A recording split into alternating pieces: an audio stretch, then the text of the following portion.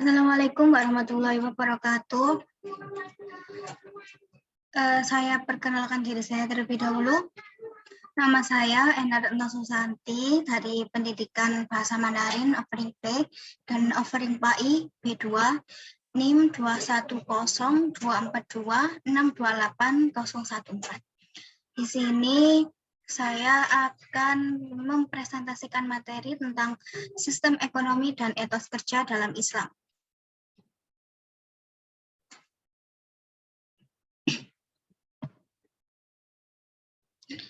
Materi pembahasan yang A, sistem ekonomi Islam, yaitu ada pengertian, nilai dasar dan instrumental, perbedaan sistem ekonomi Islam dan sistem ekonomi kapitalis dan sistem ekonomi sosialis. Yang B, respon Islam atas transaksi ekonomi modern, ada dua, yaitu e-commerce dan pengabang. Dan yang C, etos kerja dan kemandirian hidup, juga ada dua, etos kerja Islami dan kemandirian Islam. Yang A, sistem ekonomi Islam, yaitu yang pertama, pengertian sistem ekonomi Islam. Dalam buku teori dan praktek ekonomi Islam, M. Amanan, 1993-219 menyatakan bahwa ekonomi Islam adalah ilmu pengetahuan sosial yang mempelajari masalah ekonomi rakyat yang diilhami oleh nilai-nilai Islam.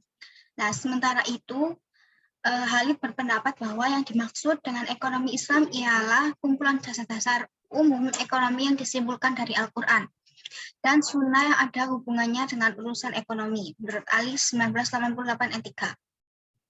Sebagian pakar ekonomi Islam mengistilahkan dasar-dasar itu dengan istilah mazhab ekonomi Islam, sementara pakar ekonomi yang lain mengistilahkan dengan bangunan perekonomian yang didirikan atas landasan dasar-dasar yang sesuai dengan kondisi lingkungan dan masa.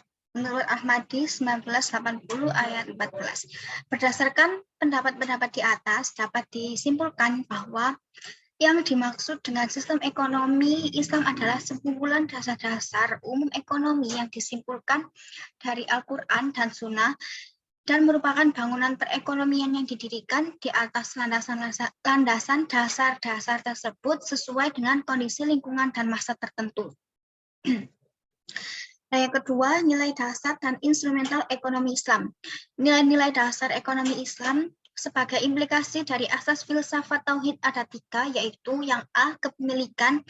Kepemilikan ini yaitu kepemilikan oleh manusia bukanlah penguasaan mutlak terhadap sumber-sumber ekonomi, sebab sesungguhnya segala sesuatu yang ada di dunia ini adalah milik Allah.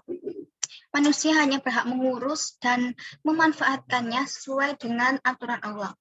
Kepemilikan perorangan tidak boleh meliputi sumber-sumber ekonomi yang menyangkut kepentingan hajat hidup orang banyak, tetapi menjadi milik umum atau negara.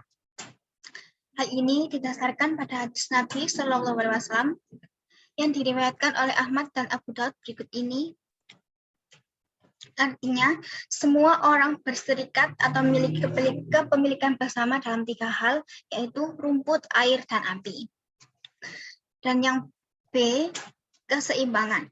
Keseimbangan merupakan nilai dasar yang mempengaruhi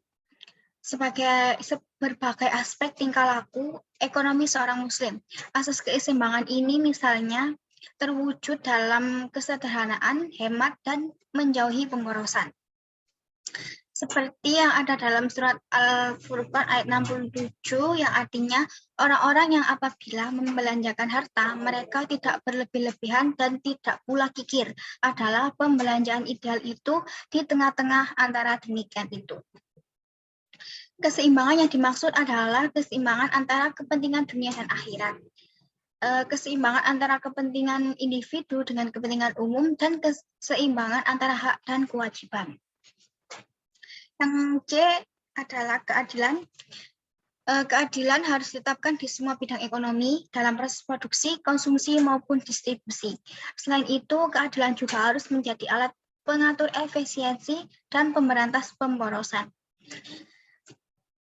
Seperti yang terdapat di surat Al-Isra ayat 16 yang artinya, jika kami hendak membinasakan suatu negeri, maka kami perintahkan kepada orang-orang yang hidup mewah di negeri itu agar menaati Allah, tetapi mereka melakukan kedurhakaan di negeri itu. Keadilan juga berarti kebijaksanaan dalam mengalokasikan sejumlah kecil kegiatan ekonomi tertentu bagi orang yang tidak mampu memasuki pasar yaitu melalui zakat, infak, dan sedekah kepada orang miskin yang tidak ditentukan jenis, jumlah, maupun waktunya.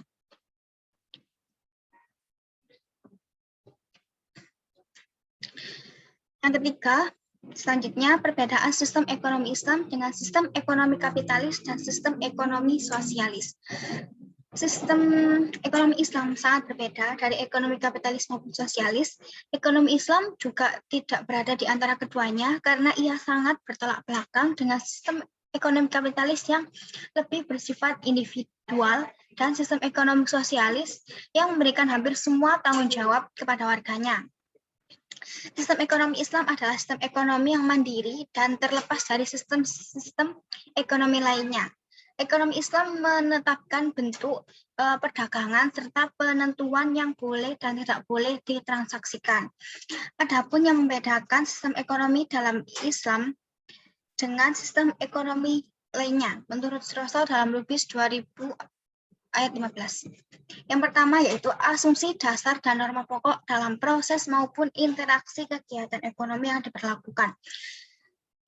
Di syariat Islam diberlakukan secara menyeluruh terhadap individu, keluarga, kelompok masyarakat, pengusaha, dan pemerintah di dalam upaya mereka memenuhi hidupnya baik untuk kebutuhan jasmani maupun rohani.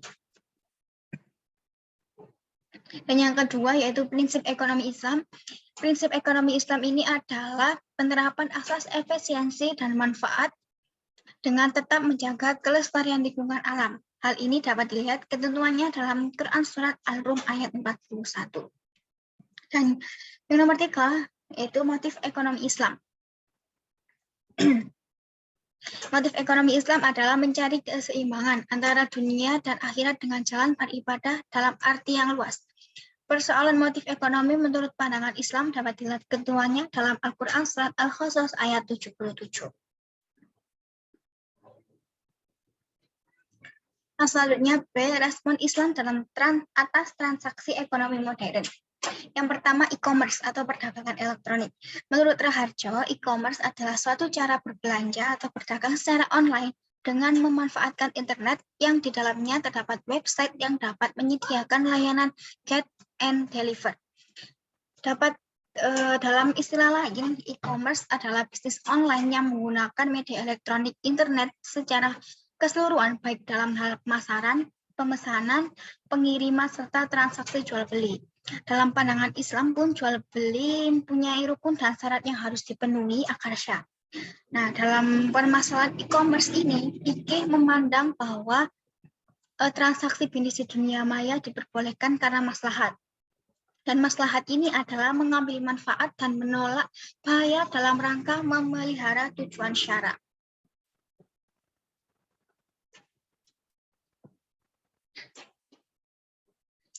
Yang kedua, bunga bank. Hukum bunga bank riba atau bukan. Nah, melihat fungsi dan peranan yang bermanfaat bagi manusia dan masyarakat dalam perekonomian modern sekarang, keberadaan bank dapat dibenarkan dalam ajaran Islam. Permasalahannya adalah apakah bunga bank yang dipungut oleh bank dan bunga yang diberikan kepada nasabah termasuk riba atau bukan. Nah, jawaban terhadap pertanyaan ini sangat erat hubungannya dengan pemahaman seseorang atau sekelompok orang tentang riba sebagai hasil ijtihad mereka. Oleh karena itu, para ulama sampai saat ini belum berkonsensus secara bulat. Dan berikut beberapa pendapat para ulama. Menurut Abu Zahra, guru besar hukum Islam Universitas Kairo, Mesir, mengatakan bahwa bunga rente atau bunga atau rente adalah sama dengan riba nasiah yang dilarang oleh Islam. Akan tetapi karena sistem perekonomian sekarang dan peranan bank, jadi bunga tidak dihapuskan. Yang kedua, menurut Mustafa Ahmad Az-Zakro, guru besar hukum Islam dan hukum perdata, bunga dalam hutang piutang yang bersifat konsumtif adalah riba, sedangkan bunga dalam hutang piutang yang bersifat produktif tidak sama dengan riba nasiah.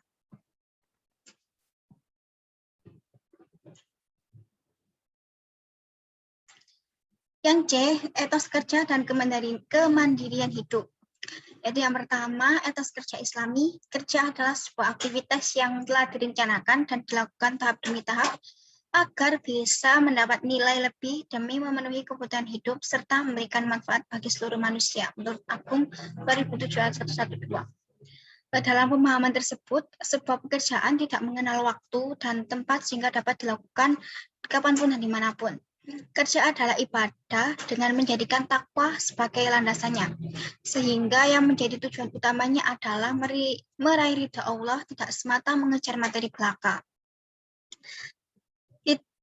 Islam sangat menganjurkan kepada pemeluknya untuk bekerja dan berusaha. Dengan bekerja, seorang bisa hidup mandiri dan tidak menjadi beban orang lain. Dengan bekerja pula, seseorang dapat memiliki harga diri dan percaya diri, bahkan menjadi manusia terhormat karena bisa meringankan beban orang lain. Sebagaimana sabda Rasulullah SAW bahwa sebaik-baiknya manusia adalah manusia yang paling banyak manfaatnya. Hadis riwayat Bukhari dan Muslim. Agar dalam bekerja bisa memperoleh kesuksesan dan keridhaan, terdapat sejumlah panduan yang perlu dipatuhi. Di antaranya adalah yang pertama, mulailah mencari pekerjaan yang halal. Yang kedua, jadilah pekerja yang jujur atau bisa dipercaya saat mengembangkan usaha. Yang ketiga, carilah mitra kerja yang baik dan agar mereka bekerja secara baik pula.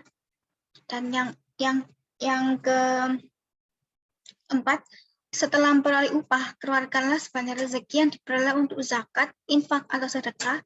Dan yang terakhir, bersyukurlah atas nikmat Allah yang diperoleh dengan menjalankan segala perintahnya dan menjauhi segala larangannya. Yang kedua atau yang terakhir, kemandirian dalam Islam. Kemandirian adalah melakukan usaha sekuat-kuatnya untuk tidak menjadi penalu bagi orang lain selagi seseorang masih mampu dan tanpa melupakan peran Allah Subhanahu wa Ta'ala. Dengan kata lain, konsep kemandirian Islam dibangun atas dasar tauhid, sehingga manusia cukup tergantung kepada Allah Subhanahu wa Ta'ala tanpa menafikan kerjasama dengan sesama untuk melipat gandakan kinerja.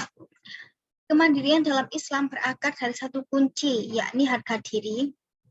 Menurut Abdurrahman 2012, dalam hadis riwayat Imam Daruqutni dari Jabir, Nabi SAW bersabda, suatu yang amat aku khawatirkan terhadap umatku adalah besar perut, tidur siang hari, malas, dan lemah keyakinan atau tekad. Mandiri adalah sikap mental yang membuat seseorang lebih tenang dan tentram. Dalam Al-Quran surat Ar-Ra'd ayat 11 ditegaskan bahwa Allah tidak mengubah nasib suatu kaum sebelum kaum itu gigih mengubah nasibnya sendiri. Demikianlah konsep kemandirian dalam Islam, berusaha sekuat tenaga untuk tidak menjadi beban bagi siapapun, namun tetap menjadikan Allah sebagai tempat berharap dan meminta pertolongan. Perilaku Rasulullah SAW dalam bekerja patut dicontoh dan dijadikan teladan bagi seluruh aktivitas seorang muslim.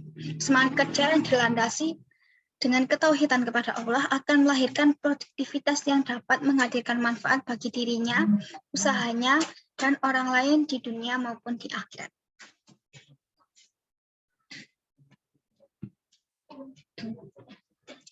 Demikian materi yang bisa saya sampaikan pada kesempatan kali ini. Jika ada salah-salah kata atau perbuatan atau materi yang kurang sempurna, saya mohon maaf sebesar-besarnya. Terima kasih dan wassalamualaikum warahmatullahi wabarakatuh.